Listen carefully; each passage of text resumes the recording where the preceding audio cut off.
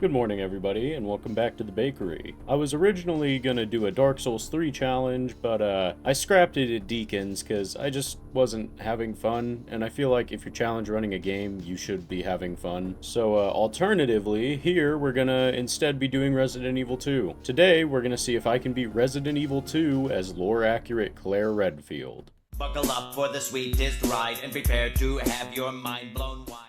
Now, you may wonder what Claire Redfield is allowed to use. Well, the basic idea is... I don't have weapons. No, I'm kidding. We actually get to use more weapons than we did as Leon. Obviously, Claire uses the revolver, but in promotional imagery and stuff, she also has the grenade launcher in hand. So, cool. A challenge where I'm not restricted to just the handgun. And this is a bit of an editor's note. There actually is one more weapon I'm going to be allowed to use too. Otherwise, we're allowed the knives, grenades, and any upgrades for the revolver or grenade launcher or that other weapon. Everything else is allowed. Pretty simple. So let's just go ahead and get started with the ever iconic explosion. Here we go, the police station. This video might feel like it's going to be going by kind of fast. This is one of 3 that I have to get done within this week. So, yeah, sorry. After this guy gets mauled and we get our first knife, as Mitten Squad would say, this is where the real game begins. I spent a little while clearing these zombies out so we don't have to worry about them later, and afterward, look what we found. A speed loader, thank God. I know Claire is a woman, but she certainly doesn't have the nimble fingers of one. If you know, you know. We also opened up this safe and got a storage upgrade. Sick. Man, look at that bad boy. We will obtain you soon enough, my sweet. For now, though, we can grab some ammo. Our stash continues to grow. Then we get to make some music for one of them keypad things, and we grab the diamond key, as well as another inventory upgrade. Huh. Convenient. I'm playing on normal instead of hardcore, and I know normal has double the hardcore inventory upgrades, but I didn't know they would be so close together. Oh my goon, it's Leon the Sex Kennedy. Let's head on over. Hey, twirls hair seductively. What you doing? Leon, get back here. We didn't even get to second base yet. Whatever. Why does every guy leave me hanging? At least we have everybody's favorite Resident Evil tool, the bolt cutters, appearing in every mainline entry, I think, maybe, kind of. We also grabbed the weapons locker key card before meeting Leon, so that means we can, oh yeah. I'm not looking to take a shower and lose my streak, so let's go ahead and turn this water heater off. After that, we got to watch this liquor do something I could never even hope of doing to please my woman. And here's the STAR's office. We can't really do much here. I mean, there's a weapon here, but we're not allowed to use it, so I don't know. I guess I just wanted to show you the office. Really, though, we came through this path to get this, the unicorn medallion. We used this in conjunction with the lion medallion to reveal the secret staircase a bit, leaving only the lady medallion left. Running through these halls, feeling the sweat drip off my lady balls. There we go, finally. So we get to the attic, utilize the tip somebody commented in the last Resident Evil 2 challenge. You're a big fat liar, by the way. Look what happened. And bam, into the underground area we go. My Shayla! Uh-oh, I forgot a knife for the cheap, easy method to complete this fight. Hopefully there's one here in the arena. Maybe that stupid little girl will toss me one. After running around a little bit, there isn't one. However, apparently I actually have one in our pocket, so that's nice, I guess. Even without the knife, though, I'm pretty certain, just because I've done it several times now, that this was an easy fight. Surely he won't come back later, right? Anyway, into the garage we go. Hopefully I can get through here to the sewer pretty quickly, because I'm looking to complete this game in only 2 days. As long as we don't get, like, caught on anything, I'm sure I can. Also, we have so many handgun rounds that I threw 2 stacks of it into our storage so we don't dip into it on accident. It's kind of crazy. Anyway, time to meet the baddest bit... Oh, never mind, I forgot we're playing as Claire, not Leon. We don't get to see a baddie. God, I miss my girlfriend. Well, there goes the child. Bye-bye. Thank God they don't move the weapon upgrade.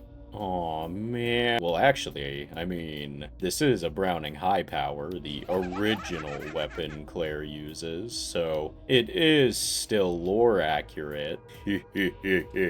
I'm just glad I didn't discard the magazine upgrade like I was considering doing. Sometimes it pays to be a loot goblin. This is gonna be mad easy now. I forgot there were liquors here in Claire's scenario. Oops. It shouldn't be too hard still. Like, look, we already got the diamond key, the grenade launcher stock upgrade, and we're back in the police station itself. After grabbing the heart key, great job hiding it, dipstick. According to this repair shop letter, we've got 2 small parts to find. One in the east storage room on the 3rd floor, and one in the clock tower, just like with Leon. First, we go downstairs to find a cool looking Ow! The STARS badge, sweet. I know what this goes to. Just to be clear, I'm referring to the thing in the underground area, not the MAC-10. Alright, the large gear for later, and one of the pieces. This should be quick and easy. Especially considering the fact we got all that done before meeting Mr. Sex for the first time. Makes it a lot easier for sure.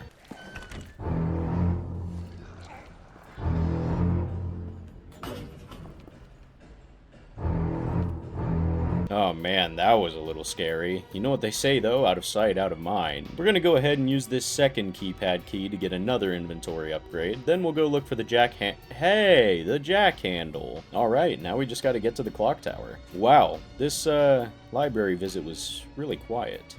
Too quiet. I guess let's just... Surprise, Oh no! Jesus, I really hope Mr. Sex can't enter the clock tower. Good thing he can't.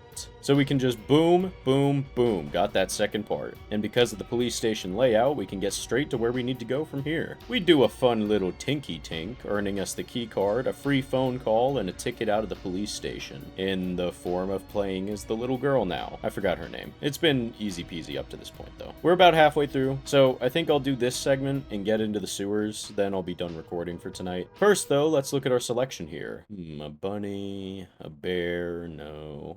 A duck. Speaking of ducks, did you know ducks have an average internal temperature about 10 degrees hotter than that of a human? Humans usually sit around 97 or 98 degrees, while ducks usually sit around 107. So they're always pretty toasty. Additionally, did you know that the term for a male duck isn't actually duck? It's a drake. Yeah, like the winged beast. I thought that was kind of cool. Apparently, drakes also don't quack, and they make a sound separate to that of a duck, the female. I didn't know that, and after learning that, I had to look up what the sound difference was, so here's the sound difference for you, too. Male quack versus female quack. That's pretty crazy. You know what else is crazy that I also didn't know? Ducks don't start waterproof. Their feathers are incredibly water resistant, but they don't start that way. Their mom actually makes them waterproof with oil glands near her tail when they're children. Finally, the reason most pet ducks can't fly, and in case you didn't know, yes, you can have a pet duck, I don't know why you wouldn't know that though, is because they're too fat.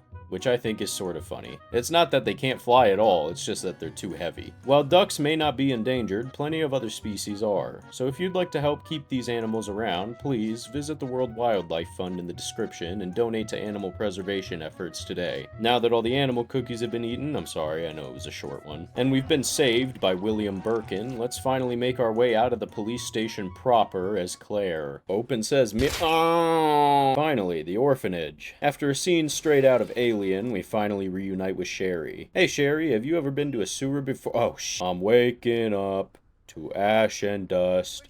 Sherry's gone and her mom is a slut. Yeah, this lady is Sherry's mom. She's annoying, and if I were Claire, I'd beat her up right here, right now. We are in the sewers, however, by this point, and I was originally going to call it quits for tonight, but I've decided we'll just complete the sewer segment, then I'll go to bed. It's definitely not a hard segment or a very long one at all. After lighting some fires in a very small area and definitely developing black lung because of it, we eavesdrop on a conversation between Sherry and her mom. Her mom is such an ass. Oh my goon, we have so much storage space by this point that I'm just gonna carry all of our ammunition at all times. On another note, look at this, the reinforced frame for our revolver. Now we can fire magnum rounds. Oh yeah. There's so much gross goopy guys here, but they aren't much of a challenge, see? So after an easy puzzle, we have the king and queen pieces. All we gotta do now is grab the rook. Man, we really have so much storage now. Holy. Here's the rook plug too. The sewer has definitely been the fastest segment, just like I expected it to be. That's why I completed it before going to bed anyway. We've already reached the boss. Since that's about 2/3 of the way through the game now, I'm gonna go to bed. This is probably the fastest I've speedran a game for a challenge in a fat minute. Hello, my US and UK friends. Don't think I don't see you there too, Germany. Guten Tag, my little 7% regional viewer base. Let's get into the second fight with Mr. Birkin. Flip, flip, flip. Evade, evade, boo. Oh, god damn it. That's the first death of the run, by the way. I was really hoping for a flawless challenge. He gets what he deserves the second time around, though. With only 2 container hits, I thought it was 3 no matter the difficulty. Sherry, come here. I, as the great mancakes, will be a better mom than your mother could ever even hope to be. But, we still gotta make our way to the nest, so Annette, your real mom, can feign an attempt to help. Here, Sherry, just, hang out here for a little while. Now that we're in the nest, we've got a couple things to pick up. By a couple, I mean just the last inventory upgrade. But we also get to finish the game. Hooray! It's gonna be much easier and more possible to finish it as Claire and also on normal difficulty. I think I'm gonna have to redo the lore accurately on challenge. Again. If you're an OG to the Mancakes channel, you'll understand why I said again. Alright team, with the east area open, I'm expecting a nice, easy 45-minute dungeon crawl. Now let's get to it. I can't believe we can actually take care of these tree men this time around. This is so nice. And through the power of Google, I can even unlock both of the next areas we need to explore already. What a blessing it is to live in the modern age. So after grabbing this drug vial, we can head to our first room, the drug testing lab. The amazing, awesome, super cool solution synthesis puzzle. Agreed. Down the chute we go, though, and here we are, the room we will be circling back to later. For now, we just gotta go up the stairs, and here it is, the Murph Muff. I was originally gonna go do the thing we gotta do, but as you can see, I decided we're already here, we might as well turn the power on and cool the pesticide down since we have to anyway. Ooh, they're getting a little chilly, if you know what I mean. Plants killed, chip grabbed, and east area escaped. Awesome. All we got now is the boss fight, and in only 20 minutes. Good work, team. Before we head off to the final Birkin fight, though, we modulate all over this receiver and get the final inventory upgrade. Also earning me the achievement for doing that, since, for some reason, collecting all 3 in hardcore doesn't count. Time for good ol' Willie. Alright, now with our 12 flame grenade rounds, 200 handgun rounds, and 14 magnum rounds, we're sure to win. Man, it sure is convenient that necklace happened to unlock the vial, isn't it, Claire? Surely nothing bad will happen now. Ah, crap. Enough of your sob story, lady. Cue the low-quality montage.